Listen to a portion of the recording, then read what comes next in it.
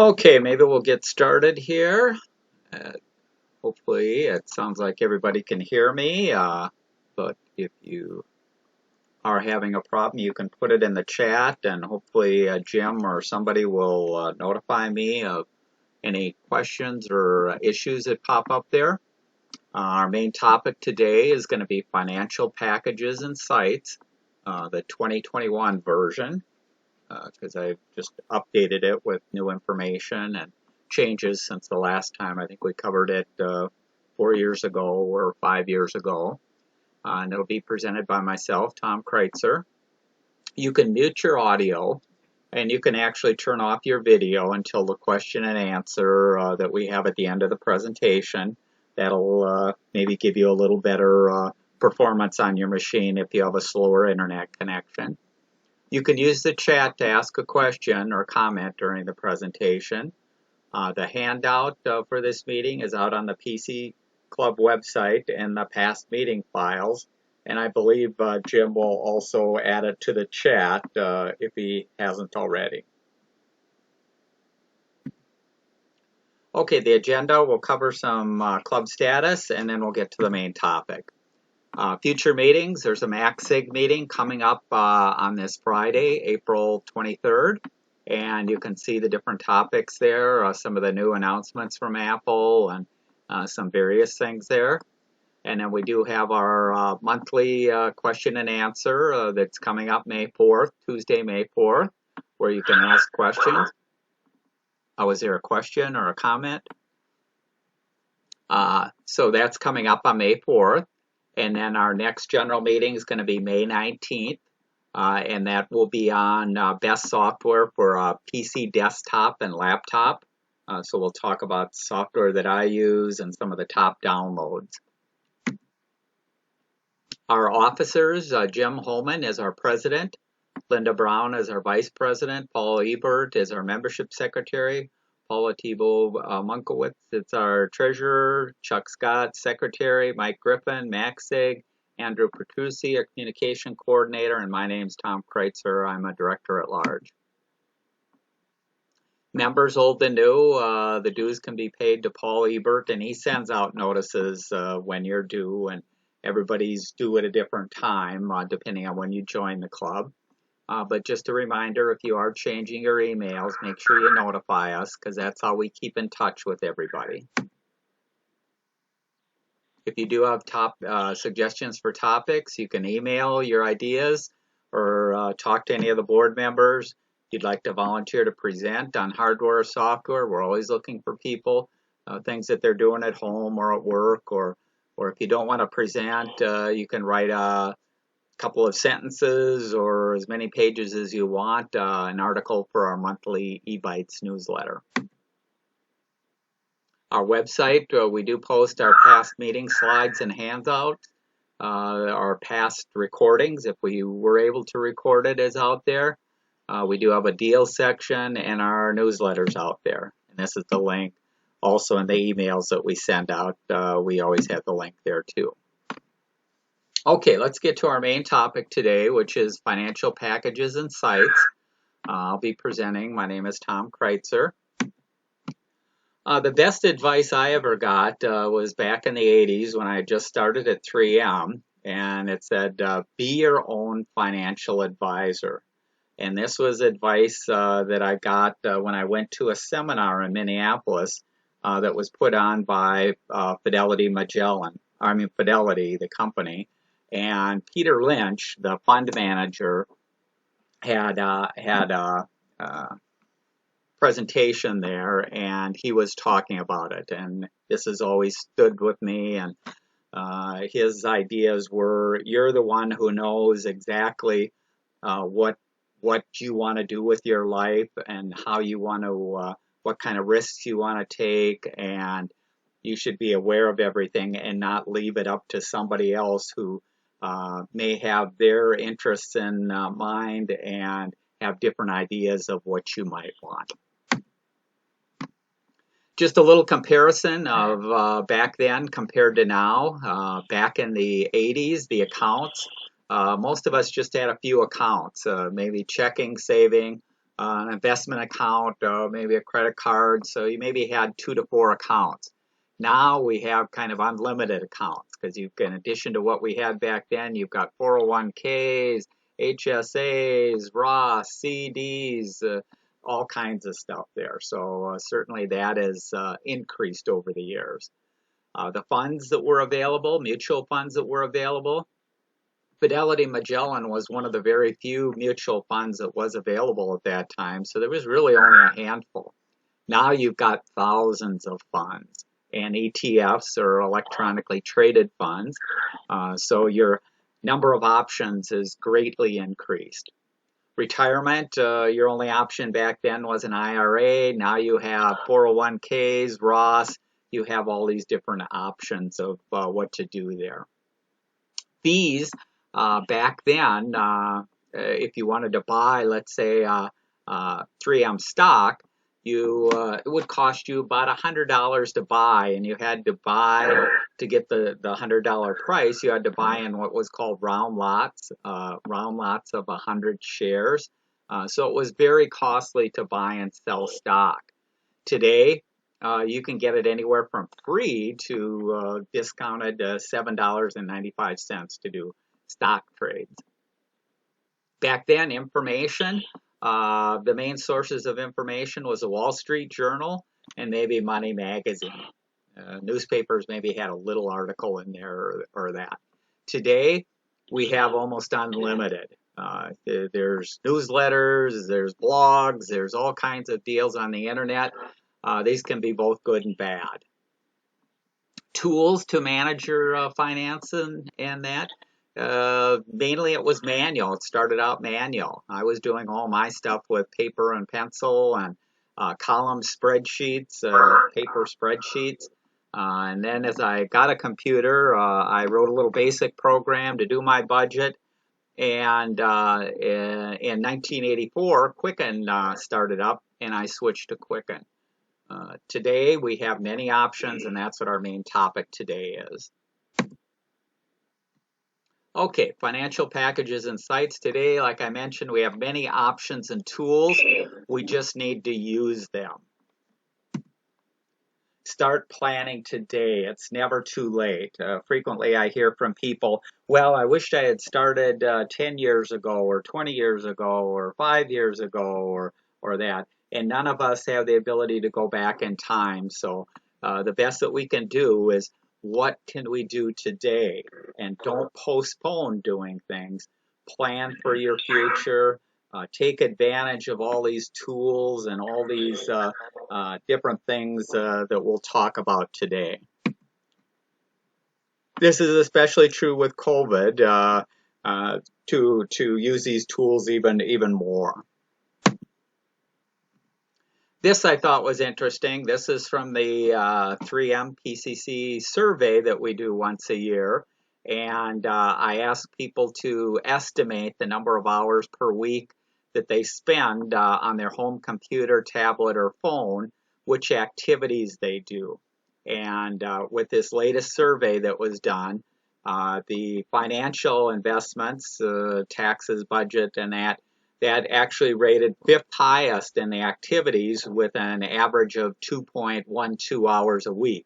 So the stuff that rated higher was us checking email, streaming, news and weather, and searching and that. But certainly financial is quite popular there, even higher than Facebook. Okay, let's talk about some of the tools here, and we'll first start out with talking about brokerage. Brokerage accounts, usually you're dealing with your stocks and bonds and trades and things like that. Fidelity is the number one, rated number one as the best brokerage firm and is my favorite. Many people at 3M have a Fidelity account. 3M uses it for stock options and some of their stuff, but it is overall the number one rated brokerage account. They provide low-cost trades, the recommendations, stock analyst projections, education, lots of tools on their sites, and information. The other top 5 brokerage firms, number 2 is TD Ameritrade, 3 is Charles Schwab, 4 is Robinhood, and if you have heard about the earlier this year, the short squeeze that was done to the GameStop stock, Robinhood was involved in that, and Robinhood lets you buy fractional shares and trying to make it easier for people to buy and sell stock there. And number 5 is the E-Trade. Some of the online banks, we'll talk about the best online banks here. As local banks start charging more and more for services, consider switching to one of the top 5 online banks. You can usually get more services, better rates, things like that. And this is the list of the top 5 there. Fidelity is rated number 1 as the best bank. Charles Schwab, number 2. Bank of the Internet, USA, 3. Ally, 4. And Capital One 360 is the 5th. All of these online banks offer checking accounts that pay interest. They reimburse you for ATM fees. They let you direct deposit. They have limited minimum balance requirements. So they're all, and their fees are a lot less than some of the other local banks that you may have been dealing with in the past. If you do continue to bank with a local bank, let's say like a Wells Fargo, US Bank, or credit union, be sure to use their app or website. Many of them have apps or websites that let you deposit checks or check balances or send alerts when deposits or withdrawals are made. So utilize the capabilities that you'll find in these different accounts. This is a list from Forbes of the best online banks for 2021, and they listed them by category.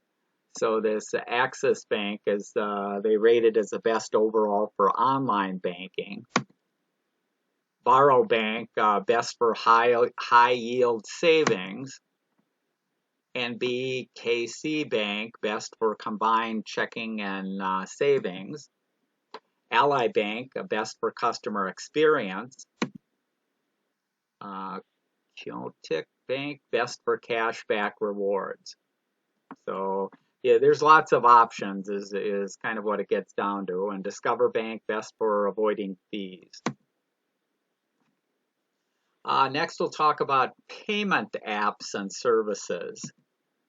And usually these apps and services link to your bank or to your credit card, enabling you to pay for things in stores or to send money to people.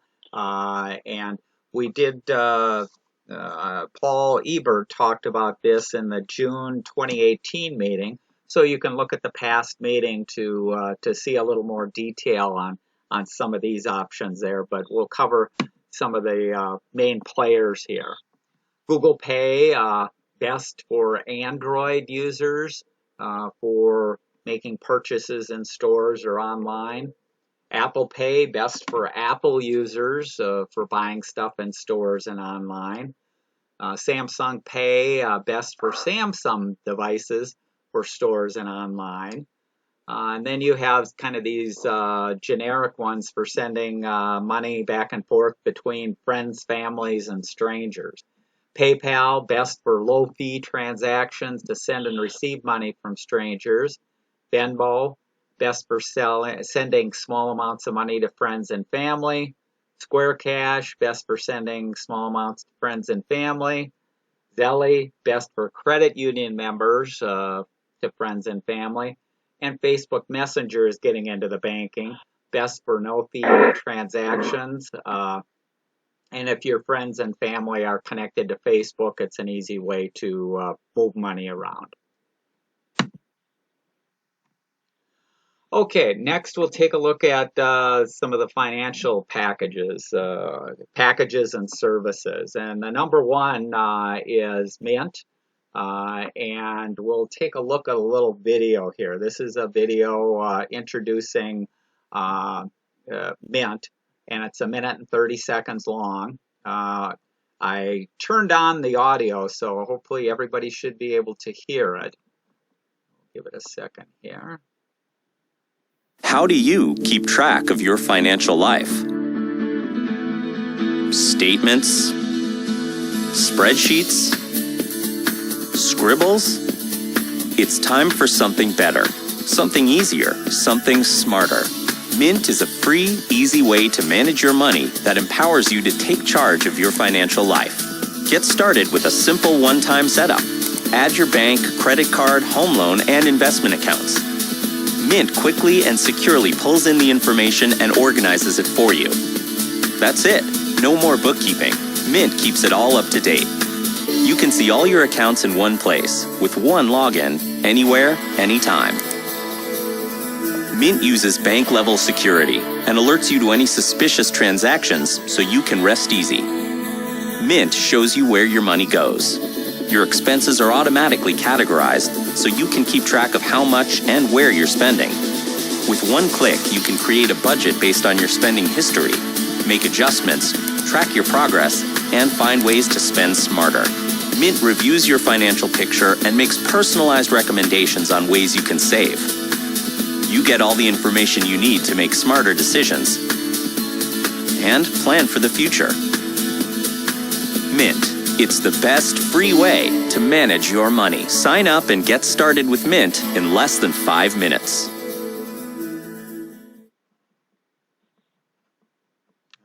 Okay, let's get back to our presentation there. So let's talk a little more about Mint. It is the #1 personal finance service out there. Mint is a free website and app that brings your financial accounts together all in one place, like the video said. Mint has been named the best personal online finance tool since 2009 when it was acquired by Intuit. So Intuit bought the company back then, and Intuit was the maker of Quicken and is the maker of TurboTax. So they expanded into this area here. It is trusted, safe, and secure. So the #1 question I get from people is, well, because I'm linking to my accounts and financial records and things like that, is it safe? It's as safe as any bank and any institution can be. So it's trusted, safe, and secure. Important concept in Mint is money cannot be withdrawn or transferred inside Mint. So Mint is not sending out checks. It's not moving your money around from one account to another. It's just viewing your data. It's not moving it around or transferring or updating. Mint makes money by the ads. So on the screens, there's ads, there's recommendations. If you have, let's say, CDs or you have money in a savings account, it's going to say, were you aware that if you invested it here, you could make this much more or that? So it'll make recommendations and stuff like that. So it promotes these other services. Mint lets you track any number of bank accounts, checking and saving, credit cards, investments, 401ks, loans, and you connect them to your online accounts, and then it downloads the transactions into Mint to produce these reports and budgets and things like that. It automatically categorizes your transactions and lets you set budgets and goals. It lets you see what's happening with all your accounts at any moment. So you can get kind of your net worth and how things are going at a glance. You can set a simple budget, create a plan to reach a personal financial goal. Let's say you want to save for a trip or for college or something like that. It'll help you plan to save there. It has the advice and the next steps and what to do there. You can set alerts. You can check credit scores. You can see net worth. So you can add in some of your other assets like a car and house values are gotten from third-party sites and much more. Some of the cons, there are lots of ads. So because it's a free package, they do have lots of ads there. The other thing is not all banks and services can be linked. Certainly the big ones are. You just have to see if they do have a connection between Mint and the accounts that you have. It's weak on investing tools. So for stocks and stuff like that, it's not so good, but certainly for the banking and checking and credit cards and things like that, it's very good there. They used to have bill pay in there. They have discontinued that. They do not support reconciliation. So some people are used to having their checkbook and going through and reconciling it to the statement that they get each month. There is no reconciliation because it assumes that the downloads that it gets from the sites, all those transactions are correct, and so there is no reconciliation feature function. When you set up the new accounts, it only syncs 90 days worth of transactions with the initial setup. So if you were to create a new account today, it's not like you could download or have visibility of all your transactions for 2020 so that you could see history and stuff like that. It's only going to do 90 days worth of transactions. You can enter some transactions manually, but it's not recommended. Its strength is connecting to your accounts and downloading those transactions so that you don't have to do a lot of work. It only supports US and Canadian accounts, which is usually fine for most people, but if you did have foreign accounts or or currencies or things like that, it doesn't work with those. I highly recommend Mint to people that are new to budgets and they haven't done some of this planning before or looked to see whether where their expenses are and where the money is coming and going there. Personally, Mint does not meet my needs, and we'll talk more about what I've used and what I do there. But to get started, because it's free, because it does a lot of this stuff automatically, I highly recommend that this is the first place that people should start. Okay, what's the most powerful package out there? Well, the most powerful package I mentioned early on, I started using Quicken back in '84. Quicken is still the most powerful package kind of out there in the world there. Well, let's take a look at its video and that. This is 3 minutes and 30 seconds. Let's get it started here.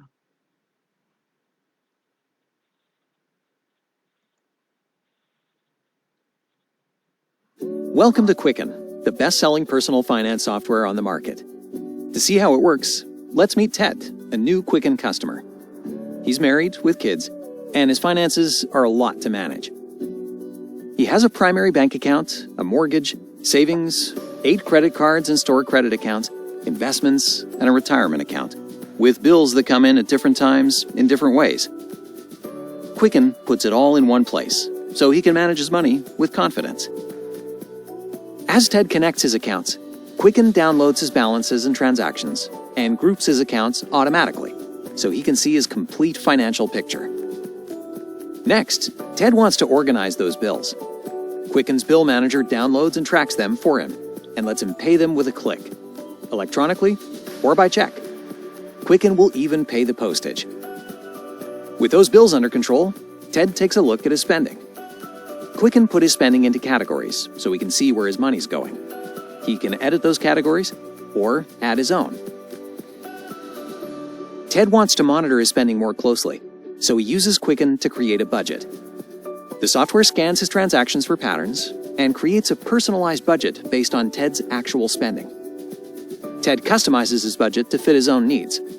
No matter how he pays for things, Quicken keeps that budget up to date so he can stay on track. Ted also uses Quicken to monitor his investments.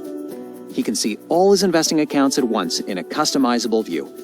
He can see his true market returns and set up investing watch lists for new securities he might want to buy. Ted tags a few of his own tech investments that he wants to watch separately and creates a custom goal for those. He also creates target allocations for his portfolio as a whole. Quicken shows him how his portfolio compares, so he can decide what to adjust. Next, Ted uses Morningstar's X-ray feature to look inside his mutual funds. He decides he's happy with those, but he wants to make some moves in his brokerage account. He can preview his purchases before he buys and estimate his capital gains before he sells. Ted also wants to fund his kitchen remodeling. He uses Quicken to calculate his best cash-out option automatically. No other software has the depth of investing features found in Quicken. As Ted's investments grow, Quicken helps him plan and save for his long-term goals. He uses the Lifetime Planner to model different scenarios and project his future cash flow to see how his net worth could change over time. Quicken also comes with tons of financial reports. Ted uses them to send tax schedules to his accountant, and he also creates a few reports of his own to track the things he cares about. Ted's investments include a few rental properties that he manages himself. Quicken Home and Business has everything he needs, from invoicing to tax schedules. Plus, every version of Quicken syncs with the Quicken web and mobile companion apps, uses state-of-the-art encryption, and comes with free phone and chat support. Quicken's comprehensive tools are unmatched in the market, keeping up with Ted's needs as they grow and helping him lead a healthy, confident financial life. Okay, let's pause that. Let's get back to our presentation. So Quicken. Quicken Deluxe is the most powerful personal finance software available. So it does have the most features and functions of anything out there. Quicken has 4 versions, with Deluxe selling as a yearly subscription for about $50 a year. And that's what most people have there. Runs on Windows, Mac. There is a website. There is an iOS, Apple, and Android app also. Tools like Mint are built for people trying to track their money and stop living paycheck to paycheck. So that's why I say if you're brand new to budgets and things like that, Mint is the place that you want to start with there. Quicken users have gone past that and are into planning and detail. You want detailed reports, you want to project, you want to plan, and that's where Quicken has features and functions, hundreds of features and functions that you will not find in a Mint. Quicken does everything that Mint does and much, much, much more. It has a robust set of personal finance, planning, and investment tools, flexible transaction tracking, customized reporting and graphs, bill payment and transfer money, free phone support, export to Excel, reconciliation. So it has all of these things there. There's only one con that I list here, and that's a big con, is the cost. I've used Quicken since 1984, I mentioned, but you used to be able to buy a version for $30 and then maybe not upgrade for 3 or 4 years and then buy the next version. And so it was working out to maybe $10 a year, $5 to $10 a year to use Quicken, which was a real good bargain. But in 2016, when Intuit bought Mint, it concentrated its financial services with Mint, and it sold Quicken. And it sold Quicken to a separate company, HIG, and HIG has been raising the cost and adding next to no features the last few years. So the HIG and Quicken now is on a subscription basis, meaning that you're paying that every year. If you want to use the ability to get stock quotes and to download transactions and stuff like that, you are paying for a new subscription every year there. And the Deluxe, as I mentioned earlier, is about $50 a year there, which to me is, again, I I prefer free, but I'm willing to pay a little bit, but I'm just not willing to continue to pay $50 a year for something like this when there's other options out there. So when my subscription runs out this year, I most likely will switch to the next package that we'll talk about, GNU Cache, and also use a combination of spreadsheets to kind of track everything. So let's talk about GNU Cache. GNU Cache is a free and very powerful software package. And I don't have an introductory video for this, but we can take a quick look out here at the website, gnucache.org. So I'll bring that up, and we'll just look at the screenshots and features here. You can see some of the main features. The way it does its accounting and that is through double entry. If you've had an accounting class, that should sound familiar, but it just basically means that whenever you put in a transaction, it comes from somewhere and it goes from somewhere. So everything in your checkbook is either an income or an expense, and you keep track of your assets and liabilities that way. It uses a checkbook register style, so it's very familiar there. You can schedule transactions. There's reports and graphs. Certainly not as many as Quicken has, or as elaborate as what Quicken has, but there are some. You can do reconciliations, income and expense account types. You can set up and change whatever you want and budget. It also can work for a small business accounting features. And I won't be talking about those today, but it does handle customer and vendor tracking, jobs and invoicing, supports multiple currencies. I think most of us certainly have enough trouble just working in US dollars, so that's fine. Stock and mutual fund portfolios can be set up, online quotes, and you can both import and export data. This format here, as I'll talk about a little bit later, you can take, if you do have a Quicken, currently use Quicken, you can import your checking accounts and saving accounts transactions into GNU Cache. You can also export stuff to spreadsheets on that. So these are some of the other features that it has there. So there's quite a few features in here. We'll talk a little bit more about it here. It's free, free for personal and small business financial accounting software. It was first released in 1997, and it's been updated 2 to 3 times a year since. I will not cover the small business features here, but it can do that. It's part of the GNU project, GNU project of open source software. So there are no ads. They don't have a premium version that they sell. It's entirely free. It's a nonprofit organization that created this as an alternative to Quicken. There's versions available for Windows, the Macintosh, and for Linux systems. There is a GNU Cache for Android app that allows you to keep track of financial transactions and later import them into your GNU Cache, because GNU Cache is running on your desktop or laptop, and it's not storing anything on the cloud. It supports any number of accounts like checking, savings, CDs, credit cards, brokerage. Uses that double entry accounting where all transactions are assigned to an income or expense category. Has no ads or premium versions that it's trying to promote or sell.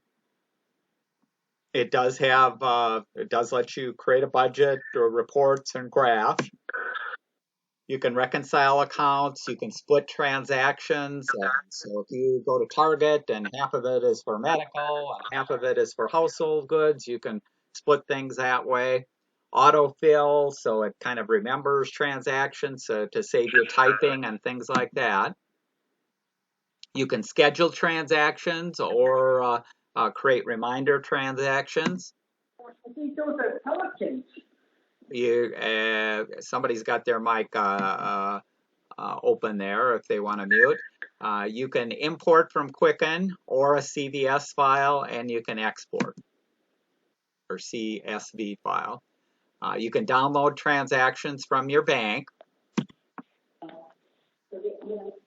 There are you can get online stocks and mutual fund quotes. Multiple currencies it supports, and it does have a search function to search transactions. Oh, get this. Let me see if I can get rid of that. It does let you set up mortgage and loan repayment assistant.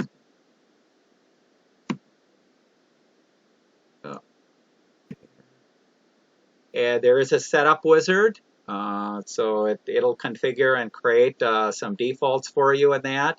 There's a very extensive manual. As I mentioned, the package has been around for almost 30 years, so there's a lot of help and tutorial and videos, YouTube videos, and things like that about it. What are some of the cons? The cons, the interface is basic, so it's not as elaborate as a Quicken there.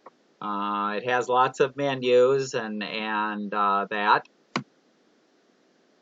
The setup, you have lots of options. Options are good, but it can also make it complex, especially if you don't know what some of the options do. So the first time you set it up, I maybe suggest you go through and set it up and play with it a little bit before importing all your data and doing things. So it can be a little complex there. One of the things that I didn't like about it, if you're used to using Quicken, when I write a check or an entry there, you have a description, and then you also have a field for notes. In GNU, you do not have that note field, so all you have is one field for the description. Again, it's a matter of how much information do you want to put in, and where do you want it to show up. It doesn't have the note field there. Personally, I do not download transactions. Downloading transactions and that over the years with the automatic entry and stuff like that, I find it almost easier than reconciling, downloading things, and it not maybe converting things correctly there. It cannot import Quicken stock info. So I mentioned earlier that yes, you can import your Quicken checkbook and bank and savings accounts and CDs and things like that, those transactions, but buying and selling of stock, it does not let you import those. If you want to track that, you have to pick a starting point and manually enter all that information in. To get quotes, to get online quotes for the stocks and mutual funds and that, you do have to install Perl, which is a language, and there's not a cost associated, but setting up Perl, it can get a little complex, and it took me about an hour to set up Perl and to get my stock set up with the right symbols and using the right service and stuff like that, but it can be done. I will most likely switch to GNU Cache and create customized spreadsheets. So as I mentioned earlier, I have my accounts currently on Quicken, but I'm in the process of switching there. I've taken my parents' accounts, and for the last 6 months or 8 months, I've been using GNU Cache for their information and that. Okay, let's talk about some other options here, and some other options of services and that are available out there. Bankrate.com. This is an excellent source for up-to-the-minute interest rates on mortgages, CDs, car loans, savings accounts, and more. So I use it to look up to see which banks are paying the highest interest on CDs, and you can get that, done in seconds. There you can see what if you have a CD coming due, where you might want to invest it there. Another one that I use, bigcharts.com. It's a site that you can go out to that'll show you the current price of stocks and that, but it also lets you get at news and charts and a whole bunch of things. And the nice thing about this is there is no account that you have to create, so it's very fast. You don't have to log in, things like that. It's just handy to be able to get the information there. Some of the other stuff out there, spreadsheets are still great. Even with Quicken, I was still doing some stuff in spreadsheets. When I quit Quicken, I'll be doing more features and functions in some of the spreadsheets along with GNU Cache. Another app out there that's popular, Credit Karma. It's free. You can get your credit scores and reports. It'll recommend financial project or products. It does a great job of helping you understand your credit. Wallet Hub, free if you want to know your credit score, monitor, and learn more. You Need a Budget, or YNAB. It costs $85 or $84 a year. You can learn about personal finance while getting your spending on track. Nerd Wallet, free tools to help you understand and improve your credit score, plus tracks your income and spending. Personal Capital, free, lighter on personal tools and heavier on investment tracking. Pocket Guard, it's free, connects to your checking, credit, savings accounts, and detects reoccurring bills and income. Then it shows you how much is available in everyday spending by subtracting incoming bills and doing some stuff there.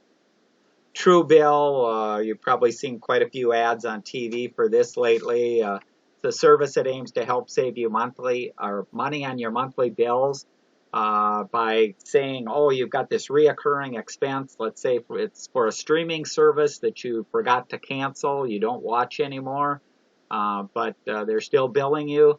It'll help you cancel that. In return, though, the company gets 40% of the money that it puts back in your pocket for 1 year. That's why I mentioned here it can get very expensive if you have it save you money. They don't talk about this on TV, but they make money. They make 40% of what they save you in that first year there. Okay, that's the end of the presentation. I'll unshare my screen here, and if you have questions or that, you can turn on your video, and we can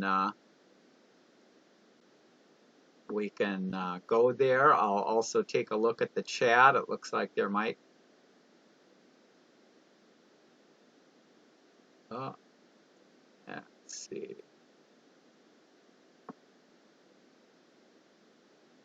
Okay, can everybody hear me now, or? Yes, yes, we can. Okay. Let's see. We got our people here. I remember looking at the MMM ticker in the Pioneer Press. Yeah, there are numerous ways to look up stock prices and see what was going on there. Chris asks, is there a handout to today's meeting session? Yes, if you look at the email that I sent out, I told you to go out to the past meetings, and you can get the handout there. It doesn't look like Jim, I don't know if Jim was able to join us today, but it doesn't look like he attached the file there. And unfortunately, because I'm a guest, I can't attach the file, the handout here, so you'll have to go out to the website to get the file at this time. Okay, I see Paula. Thanks, Paula, there. Paula put the link to the website, and if you go out there, you can see it there. I guess I'll turn on my video there. Uh, any other questions there, or packages that people are using that they have found very helpful there?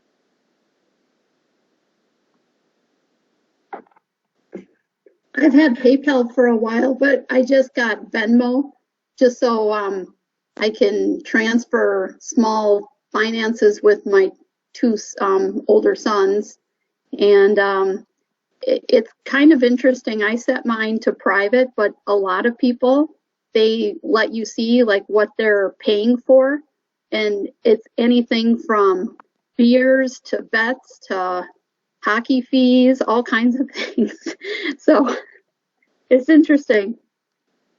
Yeah, the Venmos and the Zelly and that certainly can be very handy. It means that you don't have to carry cash around with you. So let's say you and your friends are out eating, and if everybody's got a Venmo or that, the bill comes and you can, one person can put it on their credit card, and then everyone can pay the one person there by sending the money. So it saves having to carry cash around.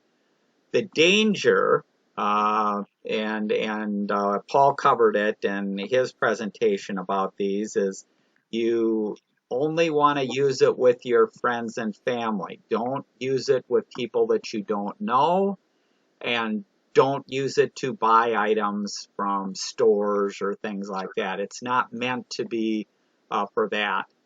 If there's once you send money there, you essentially cannot undo it. So if you put in the wrong telephone number or the wrong name or something like that, you've sent the money. Unlike a credit card where you could dispute it, or a bank that you could go back to and said, I made a mistake, undo it there. Uh, there's no undoing here.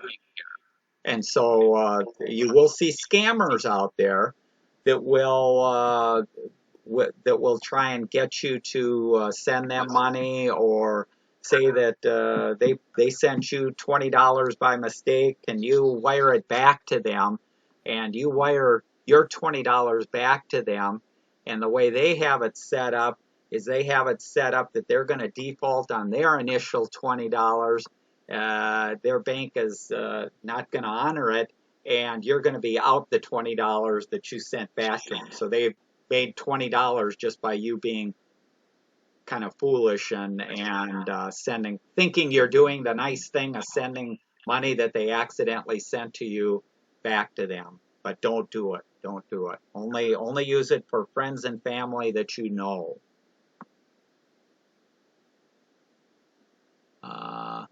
Okay, is the presentation recorded? I am recording it, so hopefully everything works, and I'll upload it and put the link on the website later today.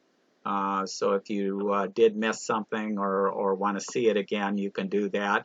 It'll be in the same place as the handouts, and the slides will also be there. If you want to download or look at the slides again at any time, you can do that.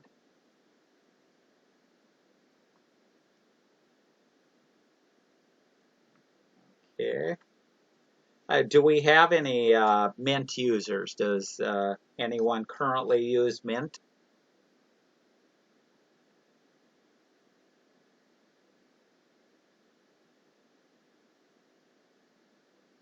Oh, kind of quiet out there.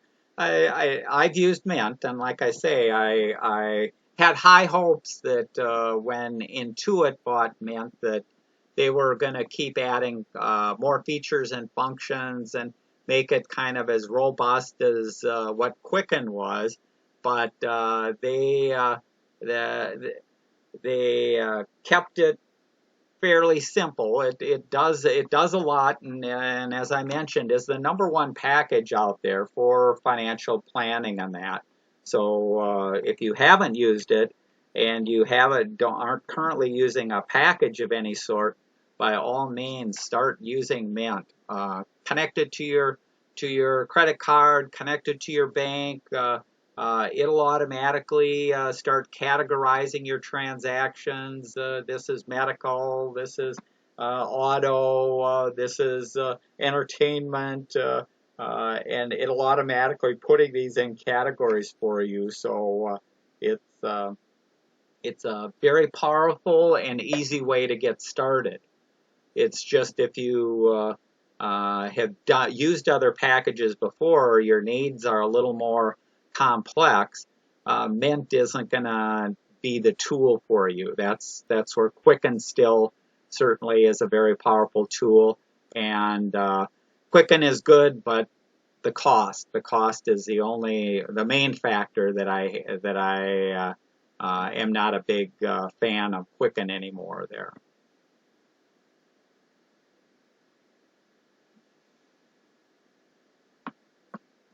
Okay, John mentions I use Samsung Pay. Most places seem to accept payments with the cell phone, so don't need to carry credit cards. Also can store membership cards. Yeah, so your cards and stuff like that, that's where the Google Pay or the Apple Pay or the Samsung Pay are handy. You can use those at many stores, not all stores. But it does save you having to take out your credit card. Plus, it is a more secure way of paying because the token that it gives to do the payment is a one-time use token, which means that when you pay, let's say you go to the Cub and you buy groceries and you pay, Cub gets a number that refers to your credit card. It doesn't have your credit card number. It has a unique number that points back to your credit card, but it's a one-time use card, meaning that if somebody broke into Cub and saw that transaction and used that number, tried to use that number, let's say out on Amazon or somewhere else, it wouldn't work because that number has been used and it's a one-time use number. So that's the extra security that you get with using some of these apps and pay services there.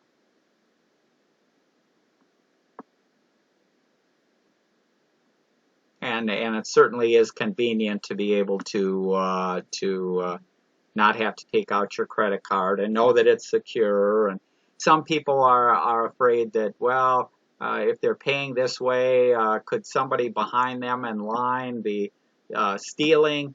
No, there's virtually no way that the information can be manipulated or stolen where it is meaningful in any way. So they're very, very secure there.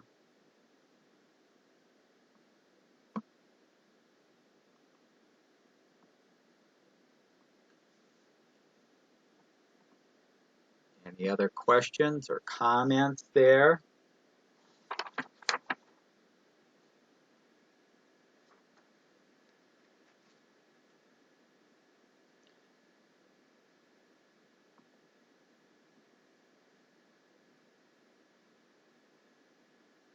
And the GNU GNU cache is like I mentioned, holds a lot of promise and is not going to go away. It's a free service there. Oh, here John asked, how many use Quicken? So if people want to chime in if you use Quicken or not. I use Quicken. I use Mint. I use GNU Cache. So I'm using all three currently, but we'll be letting Quicken kind of expire there. I know before when we talked about Quicken, we seemed to have about, I don't know if it was a third of the people or that were using Quicken, but now that Quicken is owned by a different company and costs more, I would imagine that a number of people have have quit Quicken there.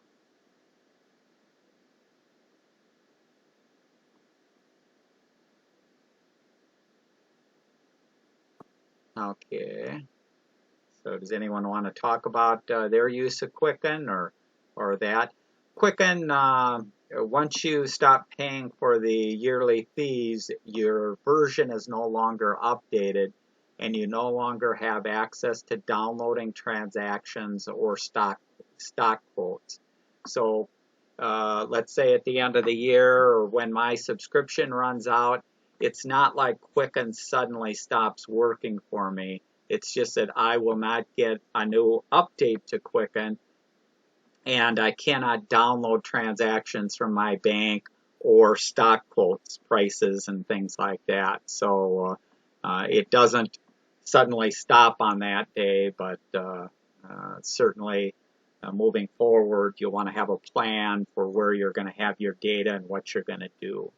And I was looking for something to do, and I wasn't sure if I wanted to go entirely to a spreadsheet. And spreadsheets can do an awful lot, but one of the trouble with finance is you usually want to slice and dice things a number of different ways, which doesn't lend itself to rows and columns in a spreadsheet. It lends itself more to a database where you can sort and filter and do things like that. So spreadsheets, doing some pie charts and bar charts and aggregation type things work great, but the actual data itself usually is best held in a database. Okay, there's a question here. In Samsung Pay, can you still get refunds back to your card if you return an item as it is a one-time transaction? Yes, you can get refunds. You can, because you're dealing with the credit card company, you still have the same protection there of contesting something there.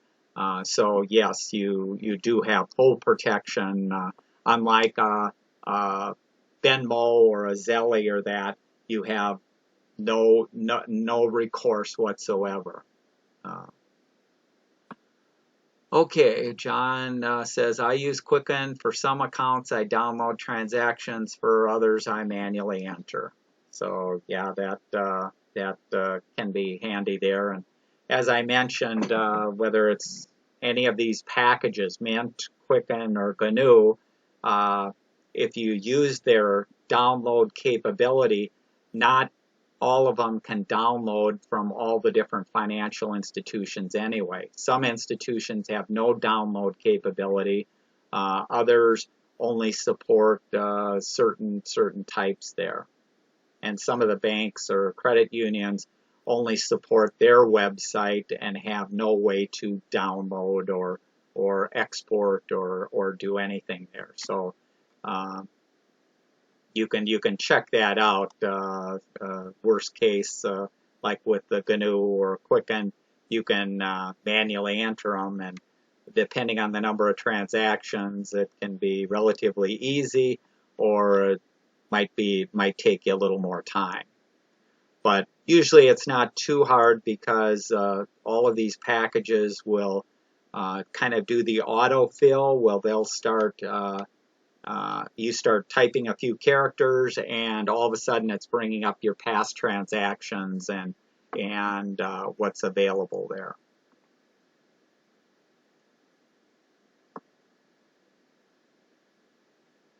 Okay, any other questions, comments?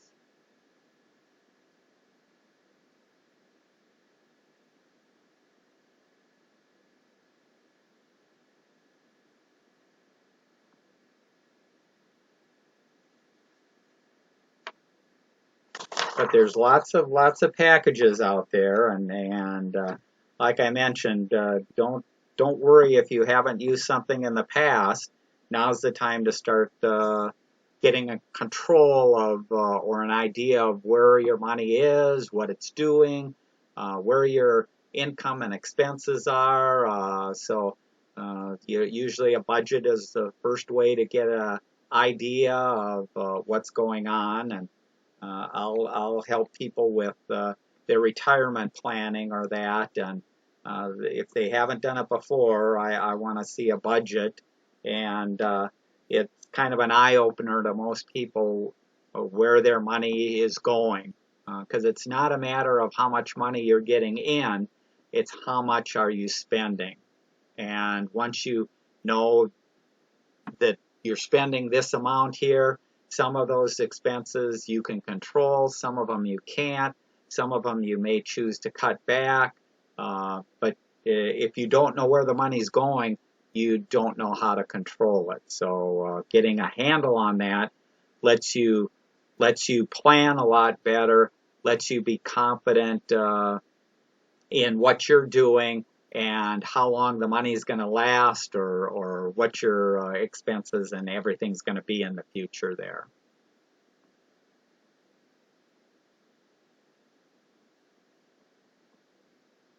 Okay, any other comment or question there? And if you do have any comments or questions, we do have the question session coming up on May 4th, or you can send a question to me too, and that happy to try and answer it, or that we can see there. Otherwise, it looks like, what are we at? 12:34. So any final question or comment?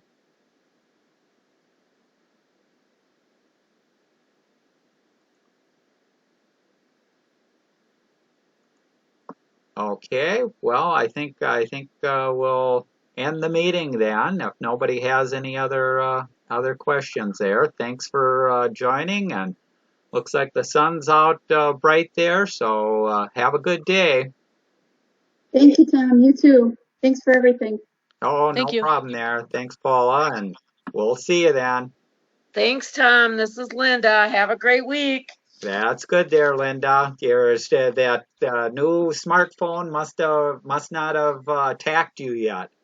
Well, you just wait till the meeting comes up on May 4th and see my list of questions. Well, no, Actually, no, I'm doing very well. Surprisingly. well, see, I think that, if you have to be a Star Wars fan to ask a question on May 4th, because it's May the 4th be with you. Oh, gee. Oh, gee. Well, if it starts doing that without me programming, then I'm going to say it's really a smartphone. So I look forward to seeing you Okay. on the 4th, and I may have a few smartphone questions for you. Okay. All right. Take it easy then. We'll see Enjoy everybody. our Minnesota weather in the meantime, and we'll see you later. Yeah. Bye. Bye now.